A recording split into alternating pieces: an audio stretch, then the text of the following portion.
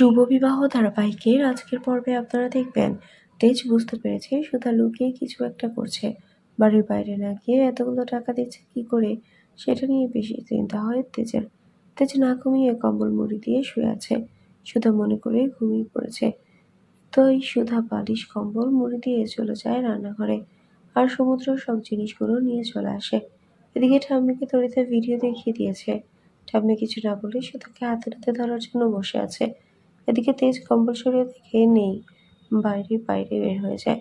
আর সব বানানো হয়ে গেলে সমুদ্র নিজের ঘরে চলে যায়। আর সুধা বলে ঠাম্মি বাইরে দাঁড়িয়ে আছে, আর ঠাম্মি চিৎকার শুনে সবাই বাইরে চলে আসে। আর সুধাকে বকতে দেখে তরিতা অনেক খুশি হয়, আর বলে বাড়ির কেউ কোনোদিন ঠাম্মির আদেশ অমান্য করতে সাহস পায়নি। আর দিদিভাই তুমি এটা কি করলে? সুধা বলে আমি বাড়ির বাইরে যেয়ে কাজ করিনি, ঘরে বসে পড়েছি। ঠাম্মি বলে মল্লিক বাড়ির বৌমা কারোর থেকে হাত পেতে টাকা নেয় না। সুধা তোমাকে আমি চিনতে ভুল করেছি, তাই আমার নিয়ম অমান্য করার জন্য তোমাকে বড় শাস্তি পেতে হবে। তরিতা এবার মহা খুশি হয়, বলে ঠাম্মির হয়ে সুধাকে বাড়ি থেকে বের করে দিতে গেলে সুধার হাত ধরলো তেজ।